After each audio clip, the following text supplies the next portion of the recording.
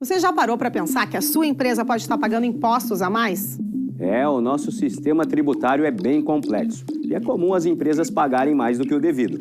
Saiba que é possível recuperar os valores dos últimos 5 anos e reforçar o seu caixa. A Fortus Tax é especialista no assunto e já ajudou muitas empresas nos seus 18 anos de atuação. E o mais importante, você só paga pelo serviço depois que o dinheiro estiver na sua conta. Fortus Tax. Pagar o justo é o nosso forte.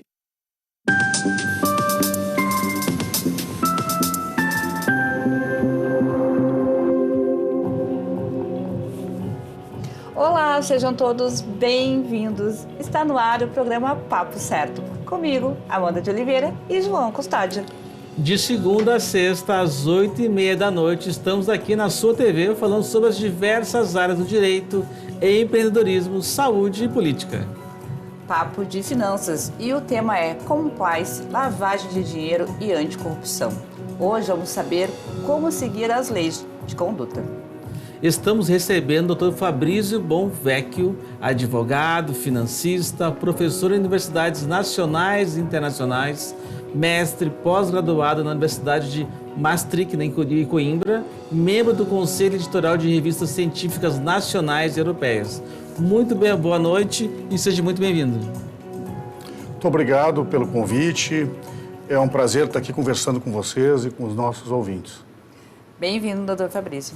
Então, você de casa, vem participar do Papo Certo. Nos envia a tua pergunta ou comentário pelo nosso WhatsApp 51 3029 8080 para interagir com o nosso convidado. Fique aí que em 30 segundinhos estamos de volta.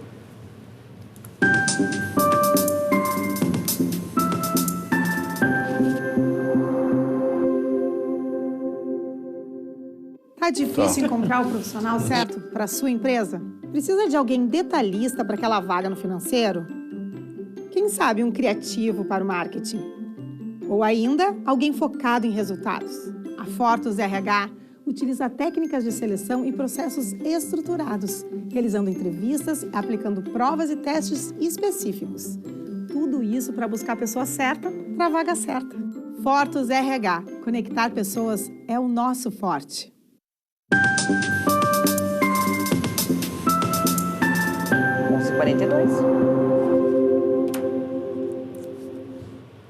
Estamos de volta com o Papo Certo. E não se esqueçam que também estamos ao vivo pelo YouTube e Facebook. E vocês podem compartilhar o programa através destas plataformas.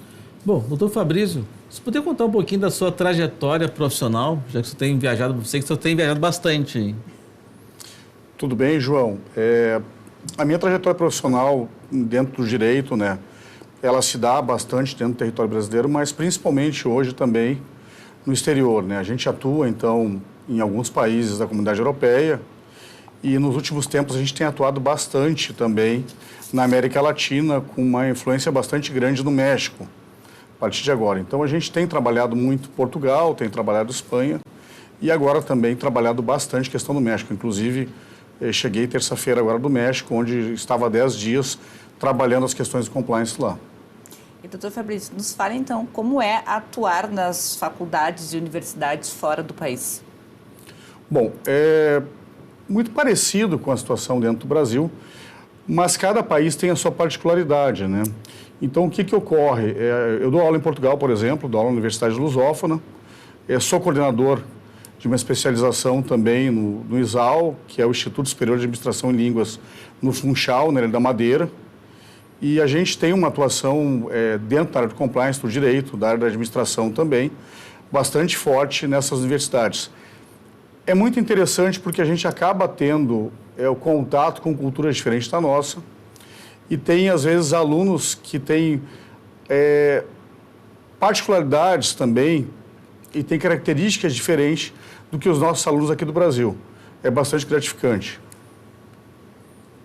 Doutor, e você pode explicar um tema que está muito se escuta, né, mas nem todo mundo entende, né? O que é o compliance? Pois bem, o compliance, na realidade, é um termo bastante antigo, é um termo já que existe há muito tempo. Ele iniciou da forma como a gente conhece hoje nos Estados Unidos da América, há mais de 100 anos, mas, de certa forma, é um termo que, para a população brasileira ele é bastante novo. O compliance tomou força dentro do território nacional a partir da deflagração da Operação Lava Jato em 2014. E o compliance, a gente falando de uma forma bastante didática e também explicativa, nada mais é do que um conjunto de normas, um conjunto de regras que visa garantir que as organizações consigam, então, operar de uma forma bastante correta dentro da lei, seguindo a legislação, mas também em consonância com as questões internas, com o que ela espera e com o que ela vê como certo com relação ao mercado. Então, compliance nada mais é do que um conjunto de normas e regras que procuram implementar e imprimir dentro das organizações uma cultura da ética e uma cultura de cumprimento da legislação. Uma pergunta, doutor, assim, no caso das lojas americanas, será que eles conseguiram cumprir todo o compliance diante de tudo isso? Porque às vezes a gente vê empresas com conselho, ações na bolsa, né, que tem uma série de regramento. Será que eles conseguiram seguir todas as regras? Na realidade, assim, as empresas que são listadas em bolsa de valores, né, elas têm um departamento de compliance geralmente muito bem solidificado. Se a gente for olhar a questão do caso das americanas, a gente vê uma falha de compliance no mínimo absurda. Porque o compliance, ele tem a questão de ter uma independência dentro da empresa. Então, o compliance, ele vai ocorrer, ele vai ter os seus controles, independente da alta administração. Ele vai agir dentro da empresa de uma forma que tudo esteja dentro de conformidade, que esteja, a gente fala em espanhol, em cumprimento. O que ocorre, na realidade, é que no caso das americanas, não há dúvida alguma que alguma parte, em algum momento, as coisas falharam. Não há dúvida com relação a isso. E eu acho que os valores são bastante expressivos para que o compliance não tenha apontado isso para a diretoria. E como, então, o compliance ele pode auxiliar nas empresas, doutor? Bom, na realidade, o compliance pode auxiliar de N maneiras, de N formas. Não só nas empresas, como também nas organizações, né? O compliance ele vai ser utilizado muito para tratar de uma auditoria interna, se a gente for falar grosso modo, mas é muito mais do que isso.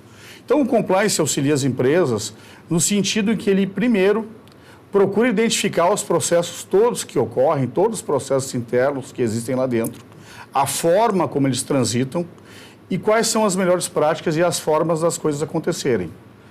A partir disso, a gente vai ter sérios controles dentro da empresa ou das organizações que visam, então, identificar qualquer episódio, qualquer ocorrência, desconformidade que possa vir a ocorrer dentro dessas instituições.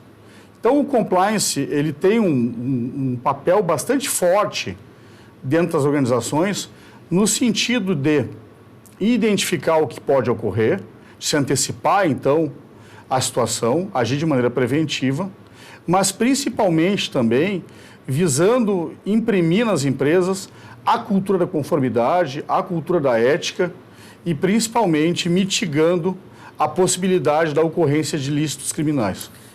Essa questão do compliance, né, que às vezes, por que é importância? Porque às vezes uma empresa tem uma trajetória, uma marca de 50 anos, 70 anos, né? Daqui a pouco a gente vamos falar um pouquinho da questão que aconteceu no Vale dos Vinhedos, né? Daqui a pouco, por mais que seja uma empresa terceirizada, será que o compliance, de alguma maneira, também não falhou nesse momento? Bom, tocaste num ponto agora, João, extremamente importante, né? A marca, geralmente, é o maior ativo que a empresa tem, né? O maior ativo intangível que as empresas, as corporações têm é a sua marca, não há dúvida nenhuma com relação a isso. E um dos principais pontos que a gente refuta como positivos na implementação dos compliance programs é a questão do fortalecimento da marca, é a questão efetivamente de dar um recado ao mercado que aquela marca não compactua com certas práticas, com certas falhas. Com relação à questão do que ocorreu no Vale dos Vinhedos, eu acho muito prematuro a gente fazer uma condenação como, de certa forma, aconteceu. E a gente tem que tomar um cuidado, eu gostaria de falar isso, com relação ao que o próprio mercado visa utilizar isso. Porque o mercado, na questão do Vale dos Vinhedos, a concorrência, buscou procurar de forma negativa o que aconteceu aqui no Rio Grande do Sul. Mas não há dúvida nenhuma que alguma falha de compliance houve, eu não tenho dúvida nenhuma com relação a isso, no sentido que o compliance, ele busca, e mais do que isso, ele tem como norma a comprovação de que os nossos parceiros comerciais, nossos stakeholders, os terceirizados, qualquer empresa que a gente venha contratar, qualquer tomada de mão de obra, ela seja verificada e, mais do que isso, a gente tenha a certeza de que não tenha um problema de utilização de mão de obra escrava, de mão de obra infantil, situações que a gente vê em todas as partes do mundo. Mas não há dúvida nenhuma que, com relação à questão do Vale dos Vinhedos, algum tipo de falha de compliance houve, mesmo sendo empresas terceirizadas, e esse caso ele é muito parecido, de certa forma, com a questão que aconteceu na famosa rede de lojas, né, a Zara, né, alguns anos atrás. Exatamente. E, doutor, o Brasil ele está atrasado ou adiantado em relação à cultura da conformidade? Pois é, isso é uma questão bastante interessante, né? O Brasil não está atrasado, o Brasil até, de certa forma, está bastante adiantado se a gente fizer uma relação com os países da América Latina. A gente tem que ter bastante claro que o compliance, ele se inicia da forma como a gente conhece hoje, nos Estados Unidos da América, com as primeiras experiências de agências regulatórias. Lá com a criação do FDA, no começo do século passado, depois com a criação do Banco Central norte-americano, depois nos anos 70, com a adoção de certas normas também, que visavam combater episódios de corrupção com países estrangeiros, principalmente funcionários públicos. Depois ele passa pela questão da adoção de outros países e, principalmente, nos últimos 10 anos, o compliance começa a tomar uma proporção bastante grande em vários países. E o Brasil, ele não tinha uma cultura de compliance bastante grande, mas, em 2014, com a deflagração da Operação Lava Jato, o compliance começa a se espalhar de uma forma bastante eficaz dentro do território brasileiro. E posso dizer para vocês que o compliance, muito mais do que uma necessidade jurídica, ele é uma necessidade de mercado. Se as empresas que queiram sobreviver nesse mercado competitivo que a gente tem hoje, elas têm a necessidade, quase que o imperativo, de instalar dentro das suas empresas um programa de compliance. Doutor, e como o compliance ele se relaciona com a lavagem de dinheiro? Bom, durante muitos anos, o compliance esteve ligado diretamente ao combate da lavagem de dinheiro, ao combate à corrupção e ao combate também a todo tipo de ilícito. Obviamente que a criminalidade organizada, ela atua muito fortemente no setor bancário, hoje no setor de criptomoedas também, de criptoativos. A gente tem uma cybercriminalidade bastante grande, isso ainda é muito novo, mas ocorre já de uma forma muito efetiva. E o compliance sempre teve muito ligado à questão da lavagem de dinheiro, a questão da prevenção da lavagem de dinheiro, que é um problema bastante antigo, é um problema que começa logo após o término da lei seca nos Estados Unidos, pela quantidade, então, de dinheiro que começa a entrar nas organizações criminosas, porque enquanto a gente tem a lei seca, grande parte das quadrilhas criminosas, principalmente em Nova York e Chicago, elas trabalham com valores quase que exclusivamente advindos da fabricação e da venda de bebidas ilegais. Quando acaba nos anos 30 a lei seca, essas organizações criminosas elas têm a necessidade de se voltar para outros tipos de atividades criminosas. E elas passam, então, a trabalhar com extorsão, com prostituição, com jogos de azar, com pequenos roubos. Depois isso passa a ser roubos mais sofisticados. E ela começa, então, essas organizações começam a ganhar muito mais dinheiro. E aí surge a necessidade de colocar esses dinheiros em bancos. E como a gente tem nos Estados Unidos, por exemplo, já um sistema bancário bastante organizado, tem a necessidade de dar uma aparência lícita para esses valores advindos de ilícitos penais. E aí, então, a relação direta do compliance com o combate à lavagem de capitais é enorme, no sentido em que o compliance visa identificar dinheiro, valores, ativos oriundos, então, de lavagem de dinheiro. Doutora, e a implantação de programas de integridade ajudam a combater a corrupção? Não há dúvida nenhuma, tá? Não há dúvida nenhuma que a implantação de programas de conformidade ajudam a combater a corrupção, tanto no que diz respeito aos terceirizados da empresa, aos contratos que as empresas e organizações têm com outros governos, por exemplo, questões públicas, ou até com outras empresas, como a questão da corrupção interna, que a gente chama de pequenas corrupções. A quantidade de episódios que são evitados e diminuídos por ocorrência de um programa de compliance dentro das empresas e organizações é enorme. A gente tem já estatísticas com relação a isso, a gente já tem isso documentado e não dá para deixar de dizer que o compliance, além de reduzir a macrocorrupção de uma maneira geral, ele reduz também a pequena corrupção e os pequenos episódios de conformidade no dia a dia das empresas. Perfeito. Chegamos ao final. Opa, desculpa, João. Não, só... Mas deixa para o próximo bloco. Deixa para o próximo bloco? Então tá. Fiquem nos assistindo que vamos fazer um intervalo bem rapidinho e já voltamos com o Papo Certo.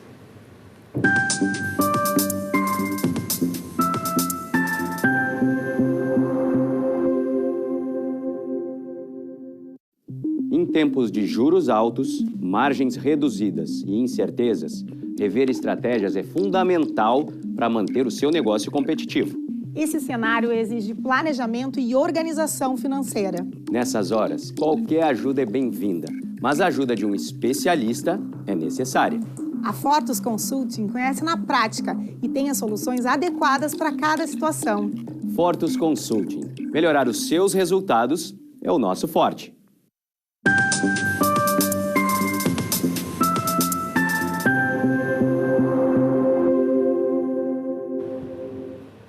Viram como foi bem rapidinho? Eu quero te convidar para nos seguir nas redes sociais e te lembrar que também estamos ao vivo nos canais digitais NET, Claro Vivo e Tubarão. E também mais uma novidade que o Papo Certo agora também tem TikTok, com vídeos curtos dos nossos programas. Doutor, primeira pergunta desse bloco, então. O que mudou, então, após a Operação Lava Jato no Brasil? Bom, a Operação Lava Jato, eu considero que ela foi um marco relacionado à questão da corrupção e principalmente do combate à corrupção no Brasil. Todos nós sabemos que a corrupção dentro do nosso país é um mal quase que endêmico, né? Se não podemos dizer efetivamente endêmico, que se alastra há séculos, né? A gente pode até dizer, infelizmente, que é quase uma característica da formação nacional. E a Operação Lava Jato, ela foi a maior operação que a gente teve de combate, de investigação à corrupção dentro do país, e ela trouxe à tona, então, inúmeros episódios de corrupção, no qual grande parte do setor produtivo brasileiro estava envolvido, quantidade enorme de construtoras, todos sabem, e várias outras empresas, inclusive, que tratavam com contratos públicos. A partir desse episódio, a gente começou a enxergar, veio a público, uma questão muito grande de problemas relacionados a subornos, a questão de licitação, a questão de contratações relacionadas à corrupção em si. Não há dúvida alguma que a Operação Lava Jato, mais do que um marco, ela serviu como um farol para mostrar o que a gente precisava mudar dentro do Brasil, no sentido de combate à corrupção, mas principalmente no que diz respeito, não só à mitigação, mas à prevenção da corrupção. E, obviamente, que isso passa por processos, isso passa por normas, isso passa por sistemas que possam, então, se antecipar e aferir se os contratos, se as normas, se a execução daqueles contratos efetivamente estão sendo feitos da forma que devem ser feitos e se são contratos que estão sendo efetivamente executados de forma lícita. O senhor acredita que uma instituição ganha visivelmente com a implementação, então, do programa de compliance? Sabe que isso é uma pergunta que é feita há muito tempo e até pouco tempo atrás eu ia ter muito mais dificuldade de responder do que agora. Porque o compliance, como dentro do território nacional, na América Latina, na Europa, ele é bastante novo, ele é bastante jovem. A gente não tinha dados suficientes ainda para poder afirmar certas situações. A partir de uns anos para cá, pouquíssimos anos, a gente começa a ter, então, uma visão muito mais ampla do que o compliance pode fazer por uma organização. E não há dúvida nenhuma que o ganho ele é visível, tanto no sentido de ganho com relação à imagem, à marca, de ganho com relação à troca que tem com os próprios consumidores, os próprios compradores do serviço ou do produto, a relação com os fornecedores, com todo tipo de terceirizados. Enfim, a relação com a sociedade, ela muda de forma positiva. O compliance não traz nada de ruim para nenhuma organização, muito pelo contrário. Ele traz só efeito positivo no sentido em que a empresa passa a ser muito mais bem vista no momento em que ela se preocupa com a cultura da ética, com a cultura da honestidade, com a cultura da conformidade. E eu também imagino eu acho que tem mais assim, o custo de não ter, né? Vamos supor, deve ter um investimento para poder implementar o compliance, né? Mas qual o custo de não ter? O custo de não ter pode ser a empresa fechar as portas, né? Não há dúvida nenhuma com relação a isso. Muitos empresários perguntam, isso é mais uma obrigação acessória? É mais uma necessidade que eu tenho de gastar com a empresa? E talvez a resposta seja exatamente essa, o custo de não ter. O custo de não ter o compliance tem se mostrado muito maior, mas infinitamente maior mesmo, do que o custo de se implementar um programa de compliance. Dependendo do tamanho da empresa, o compliance sai muito barato, percentualmente ele é muito barato para a organização. Até nas menores empresas, se a gente fizer uma implantação de uma forma otimizada e inteligente, terceirizando algumas fases do compliance, a gente consegue reduzir muito o custo de contratação, o custo de implementação e manutenção desse programa. O custo de não ter um programa de compliance, tanto na esfera civil, na esfera do custo interno que uma empresa pode vir a ter, tanto no que diz respeito a multas, quanto a perdas internas, como também na questão penal, né? O custo penal, ele é, na realidade, imensurável. E quem não tem compliance dentro da empresa, de certa forma, está deixando uma parte bastante importante do seu processo de descoberta, que é a questão penal. Doutor, e quais são os maiores desafios de quem está pensando em implementar agora? O que é o maior desafio para implementar o compliance da empresa? O maior desafio, efetivamente, que tem para poder implementar um programa de compliance dentro da empresa, eu acho que sempre é a conscientização. Eu não vejo dúvida nenhuma com relação ao que responder nesse caso. O compliance ele só é implementado se a alta direção da empresa, se a presidência, a diretoria, efetivamente entende que ele é necessário, que ele traz ganhos e que efetivamente ele vai ser um diferencial competitivo para a organização. Então, o maior desafio, não há dúvida nenhuma, é a gente conseguir colocar dentro da organização, do chão de fábrica até a alta gestão, a importância e a necessidade da cultura da ética dentro dos seus processos. Essa implementação da cultura, acho que essa conscientização e implementar isso na cultura é algo bem desafiador, com certeza. É desafiador e é o mais difícil. E isso não é, na realidade, uma característica do Brasil, isso é uma característica de todos os países que estão trabalhando essa cultura da ética. Doutor, eu queria aproveitar e lhe perguntar o que é um canal de denúncia? É boa pergunta, né? O canal de denúncia, de certa forma, é o centro nevrálgico de um programa de compliance. É onde todas as denúncias, todas as reclamações, é por onde elas vão entrar. O canal de denúncia está ali para receber, então, todas essas denúncias, todas essas reclamações que os funcionários ou terceirizados, ou público em geral, pode ser um consumidor, tenham com relação a algum ato, alguma situação de desconformidade que possa ter ocorrido com relação àquela empresa. E o canal de denúncia, ele tem que ser, dentro do compliance, uma ferramenta bastante séria e bastante bem ajustada, no sentido de que quem faz a denúncia tem a segurança de que vai permanecer de forma anônima e que a sua denúncia, a sua reclamação, ela vai seguir adiante e ela vai seguir um curso de onde uma investigação seja implementada. Perfeito. Doutor, e o que seria o Compliance Officer? Realmente nunca ouvi falar. O Compliance Officer, ele é o oficial, na realidade, que é o responsável por controlar o programa de compliance no sentido de ser o executivo do programa de compliance. E é um sujeito que não pode estar de maneira nenhuma numa situação que ele possa sofrer pressão por parte, por exemplo, da direção da empresa. Ele tem que ter total autonomia no seu trabalho. Mais uma perguntinha aqui, doutor. No Brasil existe a legislação obrigando as empresas a manter os programas de compliance? Por incrível que pareça, não. Não existe nenhum tipo. Nem na CVM? Na realidade, a gente tem normas internas específicas e esparsas. A gente não tem uma legislação nacional, federal, geral, que obrigue as empresas a manterem um programa de compliance. Isso não tem. O que a gente tem é uma necessidade mercadológica. A gente tem, então, leis estaduais, grande parte dos entes federados, os estados da federação, tem leis estaduais que obrigam, então, quem queira contratar com o poder público a manter um programa de compliance, a implementar um programa de compliance em até, por exemplo, 180 dias, como é o caso do Rio Grande do Sul.